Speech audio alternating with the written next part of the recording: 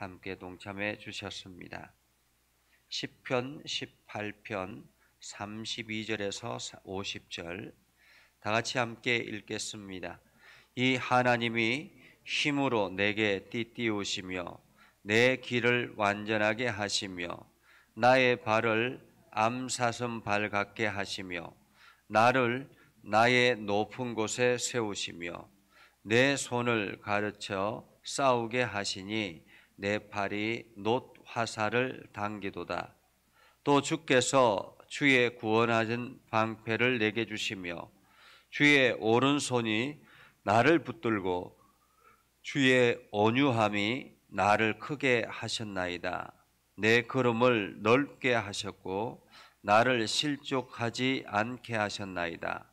내가 내 원수를 뒤쫓아 가리니 그들이 망하기 전에는 돌아서지 아니하리이다. 내가 그들을 쳐서 능히 일어나지 못하게 하리니 그들이 내 발 아래에 엎드러지리이다. 주께서 나를 전쟁하게 하려고 능력으로 내게 띠띠우사 일어나 나를 치는 자들이 내게 굴복하게 하셨나이다. 또 주께서 내 원수들에게 등을 내게로 향하게 하시고 나를 미워하는 자들을 내가 끊어버리게 하셨나이다. 그들이 부르짖으나 구원할 자가 없었고 여호와께서 부르짖어도 그들에게 대답하지 아니하셨나이다. 내가 그들을 바람 앞에 티끌같이 부서뜨리고 거리에 진흙같이 쏟아 버렸나이다. 주께서 나를 백성의 다툼에서 건지시고 여러 민족의 어둠으로 삼으셨으니 내가 알지 못하는 백성이 나를 섬기리이다. 그들이 내 소문을 들은 즉시로 내게 청종하며 이방인들이 내게 복종하리로다. 이방 자손들이 쇠잔하여 그 견고한 곳에서 떨며 나오리로다. 여호와는 살아 계시니 나의 반석을 찬송하며 내 구원의 하나님을 높일지로다. 이 하나님이 나를 위하여 보복해 주시고 민족들이 내게 복종하게 해 주시도다. 주께서 나를 내 원수들에게서 구조하시니 주께서 나를 대적하는 자들의 위에 나를 높이 드시고 나를 포악한 자에게서 건지시나이다. 여호와여, 이름으로 내가 이방 나라들 중에서 주께 감사하며 주의 이름을 찬송하리이다. 여호와께서 그 왕에게 큰 구원을 주시며 기름 부음 받은 자에게 인자를 베푸시며 영원토록 다윗과 그 후손에게로다. 아멘. 오늘도 하나님의 은혜가 여러분에게 가득하기를 바랍니다. 여러분들이 오늘도 좋은 날 경험하며 하나님의 인도하심을 온전히 누리며 살아가는 복된 삶을 살아갈 수 있기를 주님의 이름으로 축복합니다. 지금 한창 올림픽이 진행 중에 있죠. 한창 올림픽이 진행 중에 있는데 어제 200m 그 수영 자유형에서 황선우가 세 바퀴째 1등을 하고 달렸는데 마지막 네 바퀴 때 힘이 딸려가지고 그만 7위로 고링을 했습니다. 1등을 세 바퀴째 달릴 때까지는 모든 사람들이 야, 금메달 따겠구나라고 생각했는데 그만 체력이 거기까지 마지막 바퀴까지 가는 데는 힘에 붙여가지고 그렇게 잘 하지 못했죠. 또 한편으로는 정영식이라는 탁구 선수가 3대1로 치고 있었습니다. 이제 마지막 5번째 게임에서 이 세트 스코어가 3대1이었고 마지막 게임이었습니다. 이게 그것도 4대10으로 지고 있었습니다. 마지막 게임도 이 게임 지면은 완전히 끝나는 것이고 탁구는 11점만 내면 한 점만 내면 끝나는 것이었습니다. 그런데 이 정영식이라는 친구가 4대10에서 12대10으로 역전을 했습니다. 탁구에서 그런 일은 거의 일어나기가 쉽지 않거든요. 웬만큼 그 차이가 나지 아니하면 일어날 수 없는데, 그런데 4대 10에서 12대 10으로 역전을 하고, 그리고 그 다음 게임도 잡고 마지막 게임도 잡아가지고 완전히 역전하는 놀라운 기적의 역사가 일어났다라고 합니다. 우리가 신앙생활 하는데도 마찬가지입니다. 우리가 하나님의 은혜를 깊이 경험하고 날마다 하나님의 풍성함을 누리며 살아간다라고 하지만은, 이게 신앙생활은 우리가 살아가는 날 동안 늘 하나님의 동행하심을 경험하고 신앙의 삶을 유지해 나가는 것이 필요합니다. 이게 단기전이 아니라 장기전이라는 거죠. 우리가 신앙의 열심을 가지고 열심히 헌신하며 잠깐 동안은 열심히 헌신하고 노력할 수 있죠. 그러나 끝까지 하나님의 인도하심 아래서 살아간다라는 것이 굉장히 그 사람의 신앙을 지켜나가는 뭔가가 있지 아니하면 지켜내기가 쉽지 않다. 그래서 우리가 화르륵 이렇게 냄비에 물이 끓듯이 금방 이렇게 끓었다가 금방 식어지는 그러한 신앙의 모습을 보이는 사람들이 굉장히 많습니다. 그래서 처음에는 굉장히 불같이 타올랐다가 어느 순간인가 그것이 사라져버리는 그러한 경우들, 그러면은 사라져버리면 금방 이렇게 축 처져가지고 그냥 맥이 빠져버리는 그러한 경우들이 있습니다. 오늘 다윗 같은 경우는 신앙의 끝까지 완주한 사람이라고 말할 수가 있죠. 그런데 오늘 이 다윗의 신앙 고백을 통해서, 다윗의 믿음의 고백을 통해서 우리가 발견할 수 있는 것은 늘 어떤 상황에서든지 주님과 동행하는 삶이었다라는 것입니다. 하나님과 함께 걸어가는 인생이었다라는 거죠. 32절부터 50절까지 이 말씀을 쭉 읽어보면 늘 동일하게 나오는 단어가 있는데요. 그것은 바로 주께서라는 것입니다. 주께서. 이것이 10회 이상 나옵니다. 주께서 나를. 하나님께서 다윗을 사용하셨다라는 것입니다. 내가 내 인생을 끌고 가는 것이 아니라, 내가 하나님을 위해서 헌신하는 것이 아니라, 하나님이 내 인생을 사용하셨고 하나님께서 내 인생을 끌고 가셨다라는 그러한 신앙의 고백을 하는 것입니다. 오늘 우리가 32절에서 34절까지 보면 이렇게 말합니다. 이 하나님이 힘으로 내게 띠띠우시며 내 길을 완전하게 하시며 나의 발을 암사슴 발 같게 하시며 나를 나의 높은 곳에 세우시며 내 손을 가르쳐 싸우게 하시니 내 팔이 놋 화살을 당기도다. 지금 다윗이 그 죽음의 사선을 넘으면서 수많은 전쟁을 치르면서 그 전쟁에서 승리하게 하셨던 그 배경은 하나님이 나에게 힘을 주셨기 때문에 라는 말입니다. 하나님이 힘으로 내게 띠띠우시며 라는 거죠. 하나님이 내게 힘으로 내게 띠띠우시며 내 길을 완전하게 하시며, 사실 다윗은 준비되어 있는 길을 걸어가는 것이 아니었습니다. 모든 것이 계획되어진 것이 아니었습니다. 그냥 하루하루 하나님의 은혜 안에, 하루하루 하나님의 인도하심 안에 살아가는 사람이었습니다. 도망자의 신분에서 여기저기 도망 다니는 그러한 과정에서도 하나님께서 암사슴 발 같게 하셔서 빠르게 달려가게 하고 빠르게 도망가게 하고 높은 곳에 세우셨다라는 것입니다. 34절 말씀이 기가 막히죠. 내 손을 가르쳐 싸우게 하시며 라고 말합니다. 다윗이 전쟁의 능력이 있어서 승리한 것이 아니었다라는 것입니다.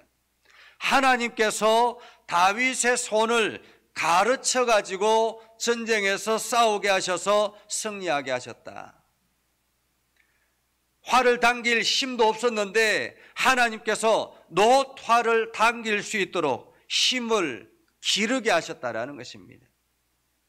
우리가 능력이 있어서 세상을 이기는 것이 아닙니다. 내가 능력이 있어서 세상의 위대한 일을 행하는 것이 아닙니다. 하나님께서 나를 준비시키고 훈련시켜 나갈 때에, 우리가 거기에 순종하며 나아갈 때에 우리는 온전한 길로 걸어가게 되는 것입니다. 비록 그 앞이 어떤 일들이 준비되어 있는지 모르지만은 하나님께서 나를 이 길로 걸어가게 하셨다라는 사실을 다윗은 확고하게 믿고 있었던 것입니다. 그래서 다윗은 이렇게 말하죠. 35절에 보면 주께서 주의 구원하는 방패를 내게 주시며, 늘 다윗에게 하나님께서는 구원하는 방패를 주셨다라고 말합니다. 구원하는 방패를 주셨다라는 것은 적의 공격이 아예 없었다, 평안하다라는 말이 아니잖아요. 방패는 언제 필요합니까? 싸울 때 필요한 것입니다. 전쟁할 때 필요한 것입니다. 상대방이 끊임없이 나를 공격할 때 필요한 것입니다. 주님께서 나에게 방패를 주셨기 때문에 내가 그 수많은 공격을 능히 견딜 수가 있었다라는 것입니다. 우리 주변에 끊임없이 나를 공격하는 다른 세력들이 있습니다. 그렇죠? 우리 인생 가운데 우리를 힘들게 하는, 우리를 위협하게 하는, 때로는 가족이 그럴 수도 있고 내 이웃이 그럴 수도 있고 내 주변의 지인들이 그럴 수도 있습니다. 뭐 의도적이든 의도적이지 않든 나를 힘들게 하는 사람들이 있지 않습니까? 질병의 문제도 마찬가지고 물질의 문제도 마찬가지고. 그런데 그 모든 것들을 견뎌낼 수 있는 것은 주님이 나에게 방패를 주시기 때문에라는 거죠. 주의 구원하는 방패를 내게 주시며 주의 오른손이 나를 붙들고 주의 온유함이 나를 크게 하셨나이다 라고 말하죠. 그래서 오늘 다윗은 이렇게 이야기합니다. 내 걸음을 넓게 하셨고, 내 걸음을 넓게 하셨고, 나를 실족하지 않게 하셨고. 걸음을 넓게 했다라는 말은 자신감 있는 걸음을 걸어가게 했다라는 말입니다. 우리가 어디를 걸어갈 때도 조심스럽게 걸어가는 것과 그냥 당당하게 걸어가는 것의 보폭은 다른 것입니다.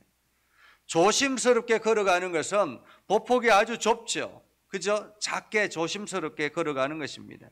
그러나 당당하게 걸어가는 것은 오히려 보폭을 넓게 해서 아주 자연스럽게 걸어가는 것입니다.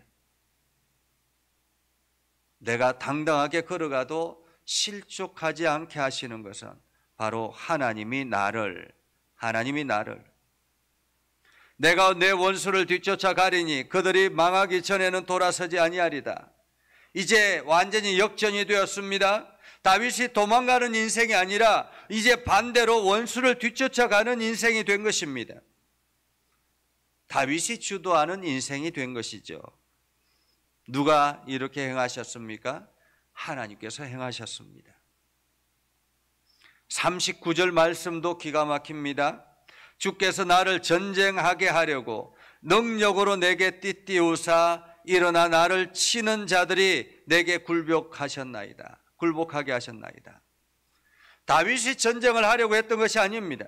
하나님께서 전쟁하게 하려고 다윗에게 훈련시키시고 능력으로 내게 띠띠우셨다라는 것입니다.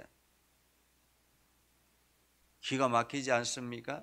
다윗이 수많은 10년 동안 도망자로 살면서 그동안에 훈련시키시고 또 훈련시키시고 10년 동안 인생의 밑바닥을 걸어간 것입니다. 처절하게 밑바닥을 걸어간 것입니다.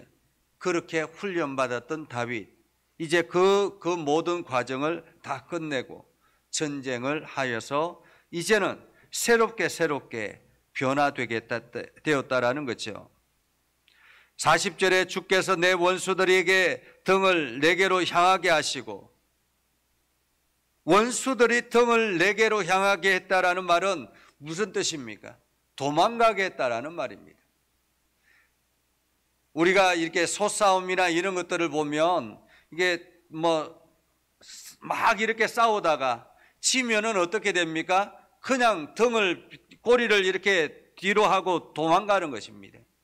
등을 뒤로 했다라는 것은 도망갔다라는 말이죠. 41절에 보면 그들이 부르짖으나, 그들은 누구입니까? 원수들입니다. 다윗을 괴롭혔던 원수들입니다. 그들이 부르짖으나 구원할 자가 없다라는 거죠. 왜냐하면 하나님이 내 편이기 때문에. 그들이 아무리 하나님께 부르짖어도 대답하지 않았다라는 말입니다.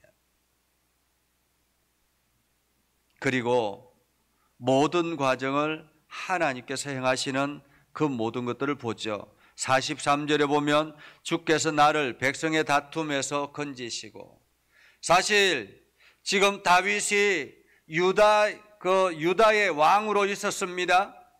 그리고 나머지는 그 사울 왕이 여전히 차지하고 있었습니다.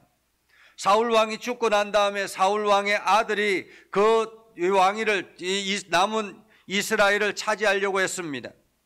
유다 지파만의 왕이 다윗이었는데 어쩌면은 이것이 분쟁이 되어서 통합 이스라엘은 물 건너갈 수 있었습니다. 백성들끼리 서로 분쟁할 수 있었습니다. 그러나 하나님께서 그 모든 분쟁에서 다윗을 건져주셨고, 그래서 다윗이 통합 이스라엘의 왕이 되게 하셨다라는 것이죠. 하나님께서는 47절에도 말합니다. 이 하나님이 나를 위하여 보복해 주시고 민족들이 내게 복종하게 해주시도다. 다윗이 보복한 것이 아닙니다. 하나님이 보복하게 하셨다.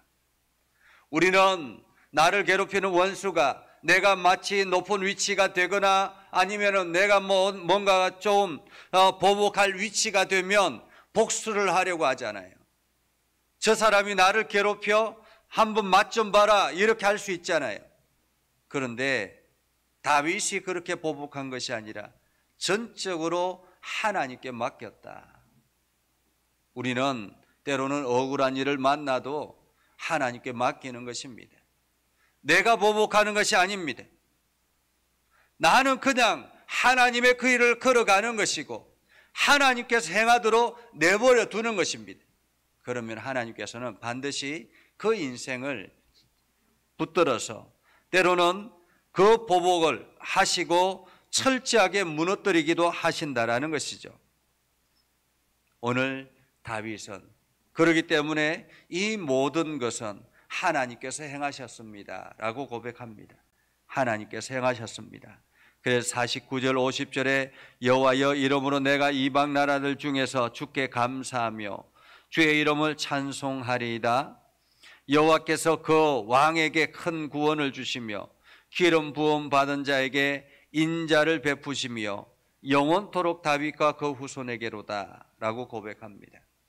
오늘 우리의 인생을 책임지시는 이, 오늘도 우리의 인생을 이끌어 가시는 이, 그리고 나의 삶을 주관하시는 이는 하나님이시다라는 사실을 기억하고 오늘도 여러분들이 하나님과 함께 걸어가셔서 건강하고 복된 하루를 살아갈 수 있기를 주님의 이름으로 축복합니다.